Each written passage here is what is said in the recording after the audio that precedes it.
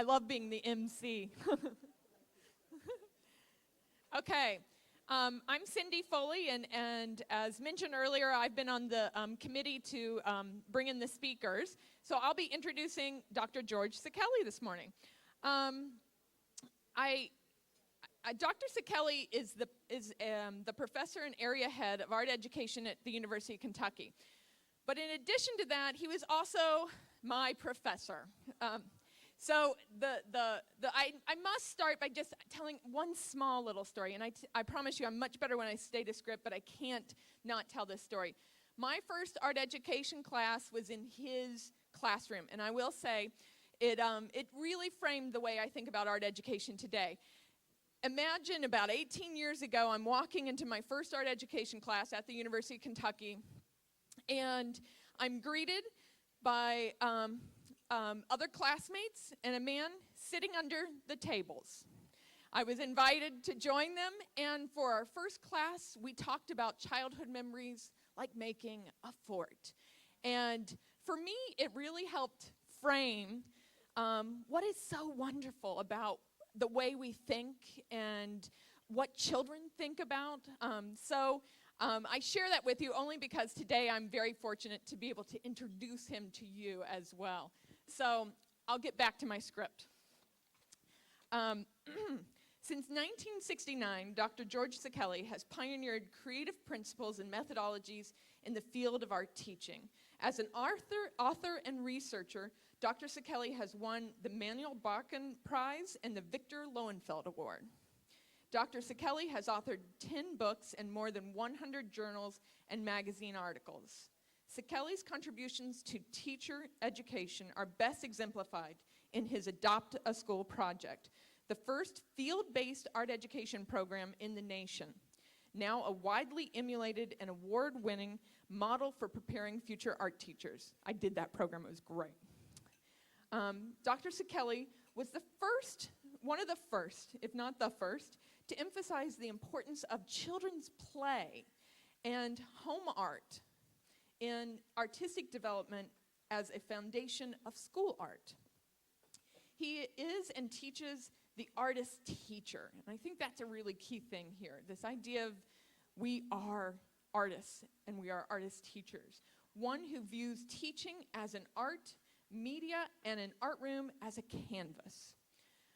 For his lifetime contributions to art education, Dr. Sekeli was named a national treasure by the National Art Education Association and presented with the honor of becoming a distinguished fellow. Dr. Sekeli was, okay, this is good stuff here. Dr. Sekeli was nominated as the president of NAEA.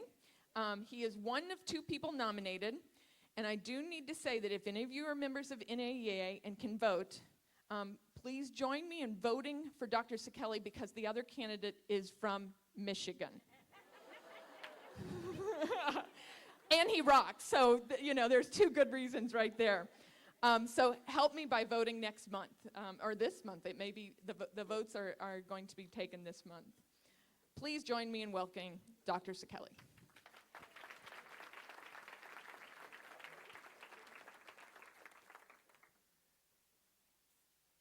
Thank you, Cindy, very much.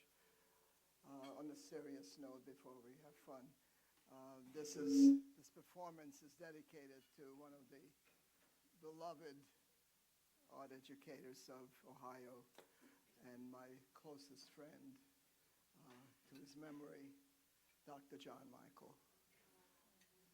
How many of you know Dr. John Michael? Remember Dr. Michael? Thank you. You'll never find a finer human being and a more dedicated art teacher. Oh, you see that? I knew that was a problem. That's why I always like to check the audios, just in case. Do you hear me? Do you hear me? Do you hear me? I guess nobody does. Maybe 2? Do you hear it? Oh, sorry, maybe the bigger one. Can you hear me? Oh, okay, good.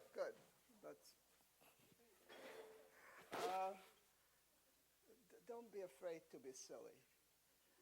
don't be afraid to be playful. To be creative takes a Pied Piper, takes a leader, someone who is willing to be creative. Our discussions, speaking about breakfast, our discussions of the children's formulas for chocolate soup is just fantastic. Their recipes, their toppings, their suggestions for chocolate soup for breakfast is just amazing. So don't be afraid to say silly things, think silly thoughts, and be playful with the kids. Creativity is not something you can put with a smiling face. Be creative. I don't feel like being creative today. Be creative. It's not something you can order, but it's something that you have to demonstrate through yourself. And so much of art teaching is an incidental kind of art teaching, the things that we have at our fingertips, things that we can present to the kids as part of ourselves. Nothing to do with the curriculum, really, but it's being in the classroom with a unique human being, which is you, which is the artist.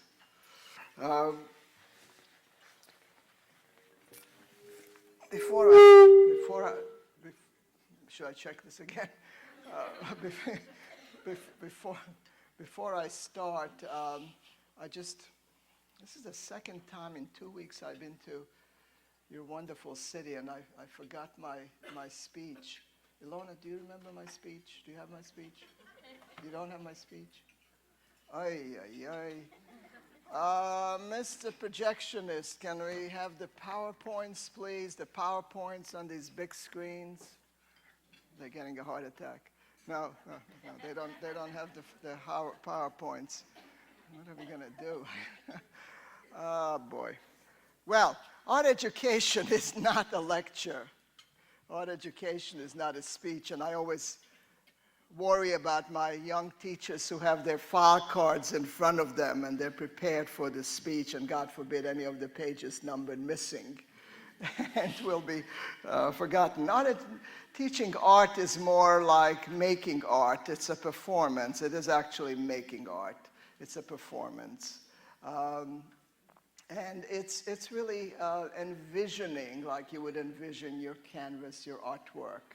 It's a process of seeing what is going to take place in the classroom, what this environment is going to feel like, what this environment is going to sound like, what this is going to be an exciting place to enter. Remember, an art lesson is not what the kids are going to do necessarily. They're the artists. But it's an appetizer for what's going to happen. So you're creating an appetizer for them. And in this sense, an art lesson is very different. And I like to think of it in terms of, well, some educational tests. I'm sure you took those dreadful education evaluation courses. I hope nobody from the educational board is here who does those testings. I have my own test. And one of my tests is very simple. You close your eyes, and see how the kids are going to react to this lesson. Are they going to think it's fun, it's marvelous? You see them as something really exciting. You see the kids' faces. They can't wait to start. It's a good lesson. Evaluation number one. The other is to just have, and I invite you to have breakfast with my granddaughter, Emily. And Emily always wants to know, well, Grandpa, what are we going to do in school today? And she is told what we're going to do that day. And if Emily tells me that, Grandpa, can I come to school with you today instead of my school? That means it's going to be a great lesson, and it's going to give me a lot of confidence in class because it is childproof. It is something that she was very excited, giving such sacrifice, giving up her class in school to come to my art class. You know, we must make sacrifices, right? So I don't care how educationally sound the lesson is after you close your eyes or you talk to Emily and the answer comes out, well, yeah, it's okay. You know, I know this is what the children need, what the curriculum says, but boy, it's going to be boring. Don't teach it, please, okay? That's not the way to go, and you know that. You know that. And something has to be gratifying within yourself as an art teacher, and the gratification of meeting kids who are exciting and want to participate and want to do things that are fun. Terrible word in school, isn't it? Play and fun. You can almost be excommunicated by the superintendent for those words. But it is the measurement of our work, you know, is going to be. And what other place in school can you have play and fun? I don't know anymore. They took out shop, and they took out home economics, used to be my favorite. Used to take out all the fun classes. What else is there but we, okay, to bring that joy into school where kids can go through the hallway still smiling. And so many schools I go into, okay, the teachers are not smiling, they didn't have their coffee yet. But the kids, look at their faces. It's like walking through. I used to work at Blackburn State Penitentiary. The prisoners were happier than the children walking along the hallway. This is not what we want. And we're the only ones who can change that, to bring a little joy in their life. So art teaching is far more than that. And since it's not a lecture, and since it's not the speech, we need to prepare it differently. We need to use our own language. I don't think that it serves the purpose to fill in these little boxes that the administrators want you to, well, you have to play the school game, I'm sorry, but still, you know, this is my lesson. My wife does this every weekend. This is my lesson, and she fills in these little boxes of lesson plans. And take out a big sketch pad, the biggest one you can, and draw your lesson, okay? That's your language, okay? That's your language. That's how you've been taught. You've been trained to visualize these things. How is the lesson going to look like? Sketch it out. Make it fun for yourself. Who's going to make teaching fun for you if you don't make fun? We think of the kids with such good people. I love being among art teachers. You're the best people in the world. But you got to think of yourself, too. What's going to make that lesson fun? What's going to make that day enjoyable for yourself? And part of it may be, I like to do some crazy things. One of them is just, I like to draw attendance on the board. It gets me to draw also. I take my own attendance. God forbid, you know, in elementary school you have to take attendance. God forbid kids get lost crossing the hallway. So the art teacher has to take attendance again. So everybody coming into my classroom uses the chalkboard to draw something on the chalkboard, and that's their attendance. But it's also a warm-up. It's also knowing that this is a different classroom. And an art room should not be like any other classroom in the school. An art teacher is not like any teacher in the school. Please don't blend in. Don't be like other teachers. You're not. Your training is different. Your insights are different. Your passions are different. That's what the kids need. So don't do things the way other teachers do. Always my plan is I tell my students, figure out how things are done in school in any number of ways. What is the school size paper? 8.5 below, notebook, folders, everything else. Any school procedure. And don't do it that way. Okay, just don't do it that way. Okay. So teaching creativity, I thought when I was younger I could stand in front of a class and just have this easel and I'm going to paint in front of the class. Well, that lasted 30 seconds. But it is still showing yourself, every bit of yourself as an artist, as a creative person. And that is your challenge. Okay, it's not conveying the curriculum and making sure they get every piece of information in. We're not teaching information. We're teaching this love of art. We're teaching this interest in the artist. We're hoping that kids will look at us as the prime models of that artist.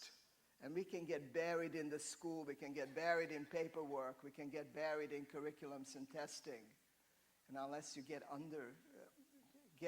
away from that and be yourself, be the artist that you are, you have very little to contribute to the school that other teachers can do. Okay, so think of what you can do that no one in the school can do, and I can think of a million things right now. We don't have enough time, but just consider what you can bring to the school that's unique.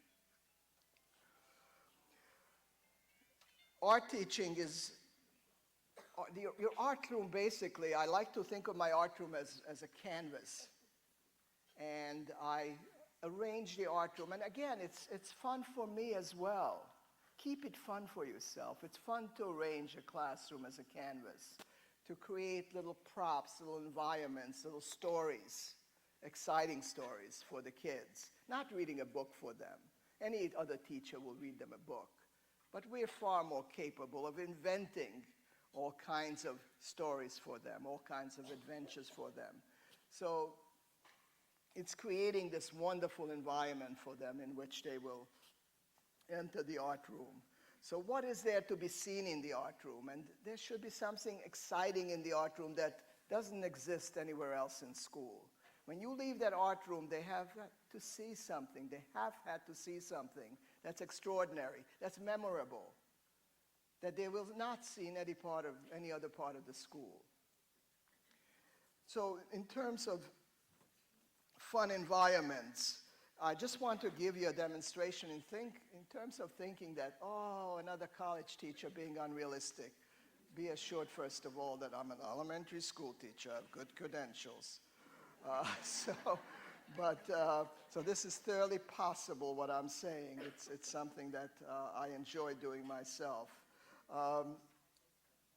When I came to America, I remember one of the things I wanted to see in America, it wasn't the Statue of Liberty, I'm sorry. It was the ocean. I was dreaming of the ocean. My parents read stories to me. Remember, I came from Hungary, Russian state, barricades, wires, not even a hope of getting out.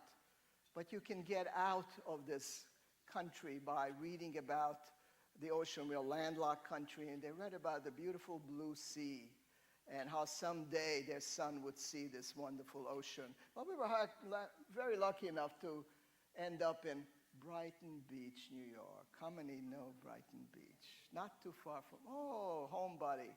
Okay, all from home. Not too far from Coney Island. I'm sure you all know Coney Island, the famous first amusement park in America. By the way, it's beautiful now. They refurbished Coney Island. It's quite a place. And we settled on Brighton Beach, but it was winter and it was a garbage strike. And I looked at the ocean and it had I couldn't put the two together from the beautiful picture books, the white sand, the blue ocean, and this ocean, this Atlantic Ocean near Brighton Beach. And it was certainly not the picture of my dreams. It was that garbage strike, and they could pick up the trash during the summer, the next season when it starts. So they just left everything as it was, and it was a dump. So it was quite a disappointment, as you can imagine. But my friend Dennis and I, and we still talk about it, he's a wonderful photographer from Time magazine, and we talk about, I didn't speak English, Dennis didn't speak, obviously, Hungarian, but we had a wonderful time picking up things. It was only the old guys. Remember the old guys on the beach with the metal detectors, right, going around and trying to dig up their fortune. This was before the lottery. So they were trying to dig up their fortune from the metal detecting. And it was Dennis and I, and we had everything that we wanted. We didn't have to take art supplies out. Children, we didn't think about it in terms of art supplies. Everything was there, and we constructed things, we made the most beautiful things. Some of them we hoped would sail across the ocean. The water was right there to test it. And we had a great communication without having language as our main means of communication. Since then, play pools. I have right now, Ilona, about 30 play pools in my classroom. We use it for many different things. We replay the Brighton Beach theme just for nostalgia's sake once in a while. But we use the play pool for all kinds of things. The kids love to create, and this is a great American art form now. They love to create their own beach towels. They love to create all kinds of things in the water. I remember when the channel opened up, you know, connecting the country of France with Britain. Little kid in my class was busy connecting a tunnel, making out of pipes, and see if his little car could fit across the English Channel. We use it for even sand. If you're an archaeologist and you're going through the sand pile, it's a nice way to contain the sand. They're looking for things underneath the sand. I'm a favorite of our local butcher. I take all the extra bones, so you kind of put together your own dinosaurs and so forth from the leftover bones. They can be stacked to be the most wonderful cake, and kids have the most awful birthday parties. They dream about the best, they get the worst. They get it in the back of McDonald's, at the roller skating rink, where everything is pre-ordered, you know, and the cake tastes, I don't want to describe it to you, just at breakfast. But, you know, the next group is waiting. Your name may be on the board, but it's erasable. The next group. They dream of the most fantastic birthday parties, but they can only have it in the art class. So when these cakes, these pools are piled up, these huge birthday cakes, there are just no telling what the kids will come up to. So it's creating the appetizer, the environment for them to respond to and come up with what they're going to do, what they want to do. This separates the art teacher's lesson from what the students want to do. And the students will find lots of things to do if there are good appetizers, good things around, good things to look at, to find, to shop, to browse, and play with. So preliminary play, think of it in terms of what preliminary play, what interesting setting. Not a Broadway show with lights and action and dancing girls. You're talking about a pool and 4 blankets. Brighton Beach, right here. So think about the simplicity of these installations. And the installations can be any part of your furniture in class. The chairs, well, the chairs can become anything you want it to be. When I was a kid in Hungary, we didn't have many toys, but any pot cover was my steering wheel. And I could steer race cars or planes or anything with a pot cover. Chairs can become race cars with a balloon on it. They can become hot air balloons. They can become anything that the kids want it to be. They put it together in different ways. They can become snowmobiles. So let them play with the furniture. The desk, the tables, you have lots of possibilities. Countertop, wonderful. That's a cooktop. So when they're playing restaurant, you have your cooktop right there. Little chef's hat, couple of props, you're ready. Under it, under the school desk, you have hay rides. You have great tunnels. You have great private spaces. Who doesn't want to have a playhouse, enter a playhouse, enter a private studio? Under the table, you have it right there. So under the table itself, the top of it, you have everything right there. With the addition of a few props, few simple props that kids are familiar with, there is no telling what they come up with. And that's what I'm saying, the minimal insertion of some simple props. This rug, for example, is a veteran in my classroom among other rugs. My mother always told me, never open the door when gypsies come to your door. Did your mother tell you that?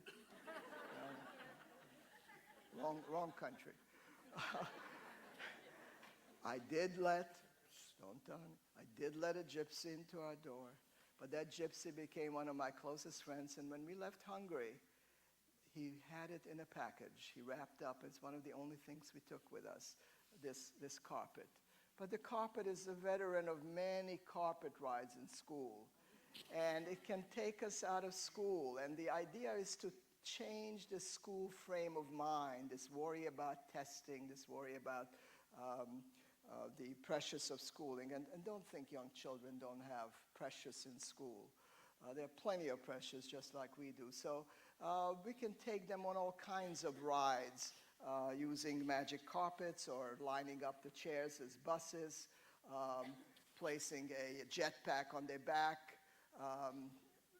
They can go anywhere. There's no question in the classroom. They can be transported anywhere. And they have their own means of flying, like you can wind up the children. You can have their wings flapping. They can swim like a fish. So they can go into the ocean. They can go anywhere in your classroom. The idea is to keep a moving and active classroom. Now remember, they're sitting at the chairs all day. They're answering questions. They're doing lots of busy work. Don't make the art room, obviously, into another occasion, another situation where it's just like busy work. So use your canvas. Use the floor. The floor can be just torn papers. These are the islands, and you're going island hopping. You're going island hopping. You're going camping. Set up just one tent in the classroom. You're going camping. You're going fishing. One of my favorite events with my children was putting them to sleep. So we go in the classroom, and I think it was $12, $15 to get one of these star projectors. And you can have the stars in the ceiling. You can make up bedtime stories with the kids. And this is art history I don't teach separately, but it's part of everything I do. There's a great history of the American sleeping bag, for example, up to today. And so the idea of taking your nap, of going to sleep, elicits all kinds of dreams. And of course, we know that dreams are what art can be made of.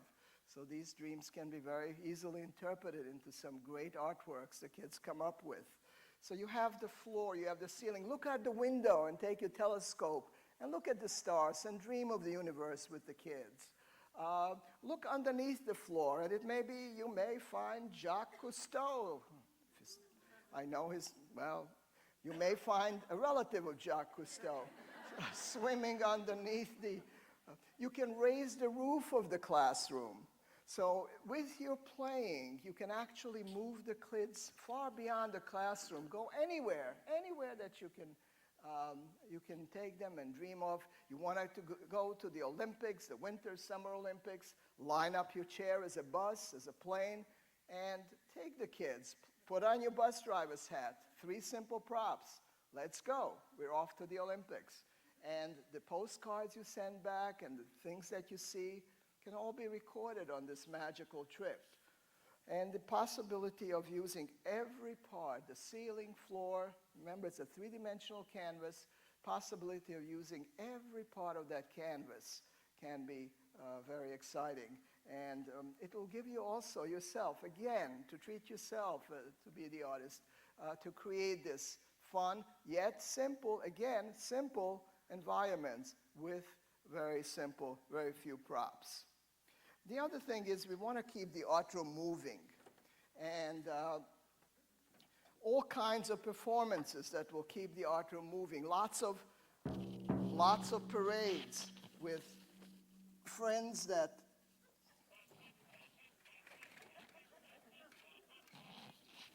lots of guests that appear.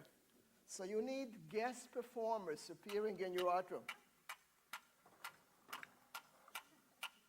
Again, you're teaching art history. One of the great art histories in America are toys, pool toys also. Pool toys in particular, actually, that can be shown as art history. But it's an active state of performance. And you want to have guests in your room, especially guests that the children invite. They're wonderful with their guest lists. And introduce you to one of my veterans here. And my parents were convinced and hopeful that I was going to be a doctor. And they knew for sure because I cut my teddy bears apart constantly and created bizarre operations. And that's very unfortunate because this 1946 Steve teddy bear right now is valued at almost $10,000, but not with my marks on it. So thank goodness my mother will never know, but anyway. But this teddy bear is a veteran. In our classroom, he has been through, well, he has worn the most amazing things in fashion shows, and of course, kids bring in their own teddy bears and their favorite creatures. He has been carried in laundry baskets as shopping carts to go shopping, or laundry bags that were pull carts or speedboats. He has participated in all kinds of fun things with the kids, and has been really a wonderful, willing participant. So by allowing, and we're good people, we allow things, we are interested, and we encourage kids to bring things in. When they bring things in, it becomes a far more exciting experience. And when the teachers' toys and props meet and say hello to what kids bring in, well, it's an incredible meeting. The teacher becomes not two-dimensional, becomes a very important person who they can trust, talk to, and show things to. And that's what an art teacher wants to become, the most trusted person in children's lives. And you are that. And you want to continue that. That's why you keep your lunchtime open so they can come in. And you teach classes after school because you care about them. So this notion of keeping it playful and active and not sitting. My classes always sit on the floor. My janitors are very angry at me because I frankly, the first thing I do is as soon as I take my coat off in the morning is I move out all the tables and chairs from my room. And my custodians, as little dutiful elves, yes, they put everything back after I leave. But every morning we go through this fun of I move it in, later on they move it back. Okay, that's fine. We play the game now for 40 years. But I like the art room to be as clean as a dance floor because being on the table is really not the optimal situation. The table is a scary space. It's a test-taking space. It's the academic space.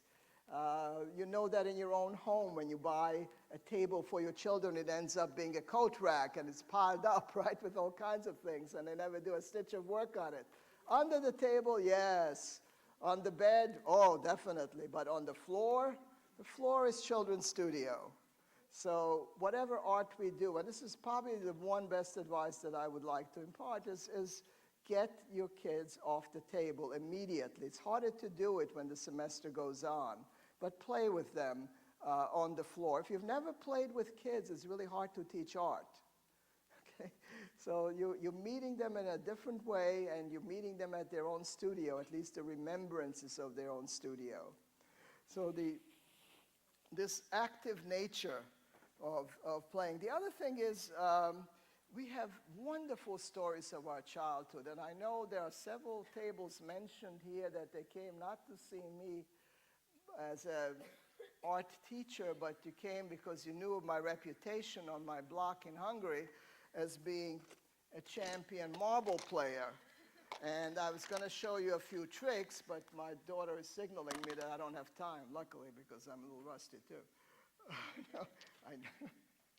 But I was a champion marble player, and we play a lot of marble on the floor with kids, and they come up with incredible marble games and painting their own marbles and coming up with things that look like marbles. And so you have a great childhood, and a reference to your childhood is a great insurance of a fine art lesson.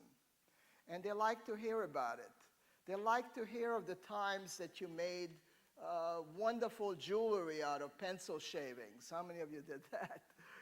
Great jewelry. I mean, that's nobody. I must be very. I know I'm very weird. What can I do? But you made some jewelry of something else. Or the time that you animated your lazy boy. Did anybody do that? I know you won't confess. But when you animated your lazy boy and you put your skateboards under it, but you forgot you had no brakes, have you done that? And you wanted to go down the hill? Boy. Okay, well, again, and I did that, and that was kind of, okay, I won't mention it. But you know what I mean. You have childhoods to refer to. You have picture albums. You have scrapbooks now. You have things to refer to of your first bike, of how you decorated it, the wonderful things that you've done in setting up this jewelry store, and your mom didn't want you to get to the curb, but you set up this great jewelry store, taking out the cardboard container from your room to set up this great establishment outside. So reference to your childhood is a great assurance, an important assurance that it's going to be an important lesson. And we only deal with important lessons. We deal with memorable lessons. We want the kids not to just know what you want them to know during the art class, but you want them to walk away that it was a memorable experience. Because ultimately, what is our job ultimately? Our job is to get them excited, get them hooked on art, get them to be in love with art. Don't keep your mind off the ball. That is the most important thing to keep in mind. You want them to fall in love with art. How do you do that? And the curriculum, unfortunately, will not spell that out. Okay, so you're going to have to be very much insistent upon that and keep your mind on that. And that is the ultimate aim of our teaching. The other aspect, of course, I probably won't have to mention it, but since Halloween, I think it's to really watch the kids, to be a child observer all the time. And I'm not talking about educational research. I'm talking about observing your own children. I actually date, and if you read some of my books, I actually date of my becoming an art teacher when I started having my own children. Before that, I was making art lessons. But then I noticed that those art lessons had nothing to do with what kids were doing at home in my own house. I said, how can this be? Should have been in the curriculum. So observing children all the time is an essential part of it. And after Halloween, of course, oh, Emily's going to hate this. I think it was a crazy year this year. You know the year and the economics by how many Tootsie Rolls are handed out, right? That's always, that's kind of an interesting, but we got a lot of Tootsie Rolls. But my favorite part is this part where you start trading and the business side of it, which eventually moves into building with the candies, constructing with the candies. This year, Emily recalls, we had a great plane that she created and a little city out of the candies that she created. So again, we have all the clues necessary for any art lesson. I work for Arts and Activity. We don't need them, okay, or any of these magazines. We need the kids. We need the kids because you'll see a million art lessons by observing the kids. Nobody wanted lunchroom monitor. Anybody wants to be a lunchroom monitor? Okay. Oh, man, that's a duty. But I actually liked it because I liked the things that were happening there when they were not supposed to happen. The little kids popping up their little antennas on their straw, on their little milk cans and calling each other. That was before cell phones. Calling each other. But all these wonderful things happening during lunchtime. So to be a child observer. And soon the candy place, of course, opened up to this, which became a store. And then, of course, the children's favorite theme, which it became a birthday party. These, by the way, are just gorgeous. I hope you have a shot of them. These are from 1940s and 1950s birthday plates that I've been collecting. Again, you sneak in the art history. It's not memorizing the feat of a Greek statue or falling asleep at an art history lecture. It's trying to make it relevant to kids. what's new in cereal box prizes, what is of great interest to them. And so it became a birthday party with, of course, chocolates and candies.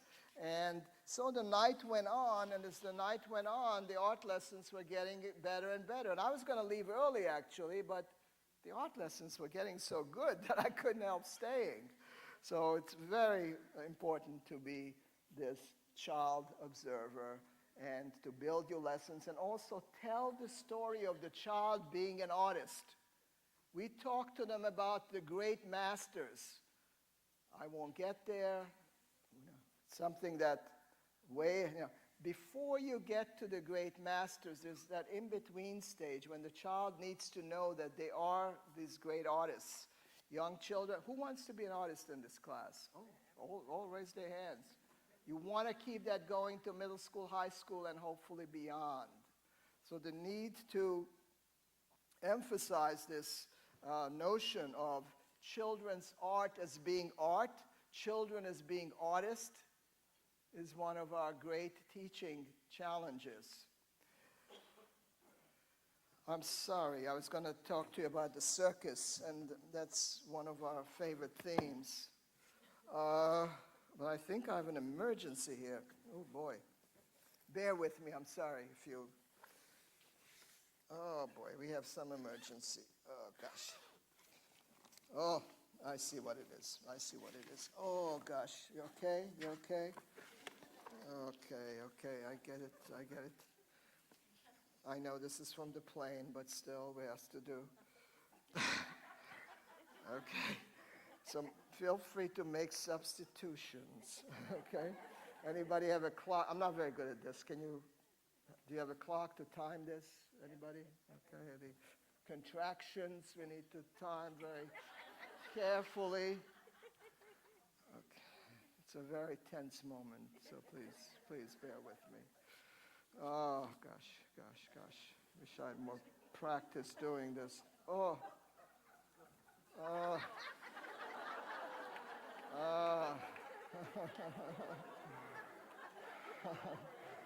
My son-in-law is a paramedic. He'll be proud of me.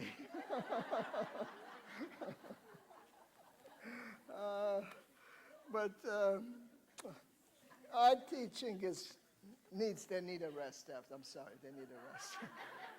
But art teaching is full of these surprises, and the art class needs to be full of fun, needs to be full of surprises. It needs to be filled with plays. It needs to be things that are not done in other class. And I wanted to give you an example of these little emergencies. I want to leave you with one more thought, which is the art teacher and the children have something very much in common, and you want to focus your art teaching on the things that you have in common. One of the things, and there are many if you think of it, one of the things that we're both collectors. Who wants actually the children's collections? You're so good. She probably goes to McDonald's and puts everything away. But you, oh gosh, I wish I could help you, but she wants to take everything from it. The kids who understand that every place is an art supply store, that everything is an art supply, that art can be made with everything, that will be your student who will be the artist of the future, where art may be made out of ice or ice cream. We don't know. And we want that kind of preparation. So the teacher, their collections usually go valuable. It's an investment. I tell my wife always, you were on eBay again? It's an investment, dear. It's for teaching. That's another line I use. It's for teaching. It's okay. But I love collecting, and most of us do. And so do children. So to share those collections and to make the art room into this market of colleagues and collectors is something very exciting. One of the things that Emily, I hope you don't mind, is currently collecting is clothing tags.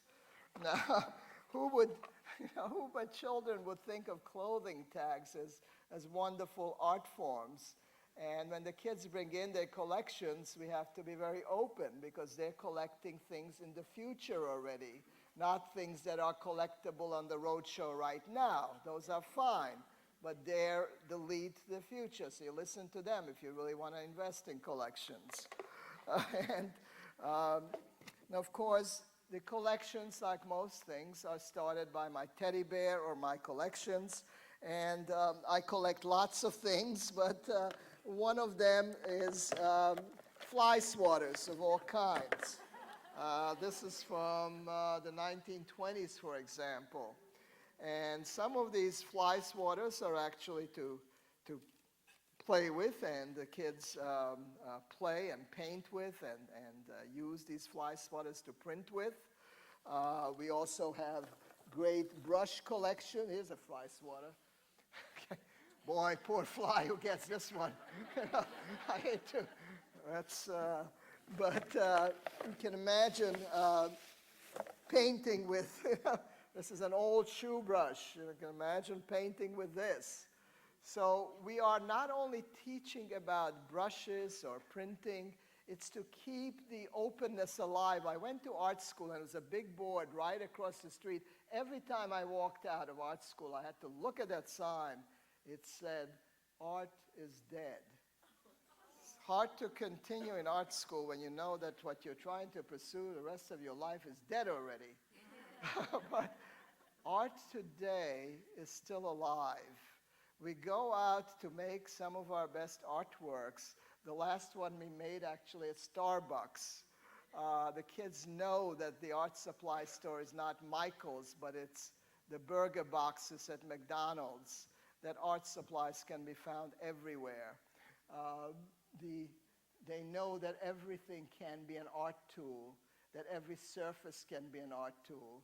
I had a faculty meeting last week, and I wore a tie. And one of the little kids, actually, I bent down to look at somebody else's work, started painting on my tie. But teacher, you said everything was an art surface. I said, yeah, well, no more ties. But this notion that everything, you want the kids to leave your art room with a feeling that the art world is not dead, that the art world is far open, and that they are the artists of the future. Thank you for having me. Thank you.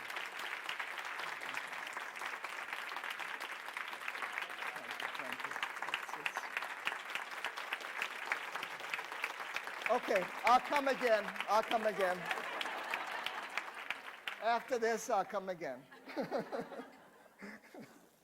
Thank you.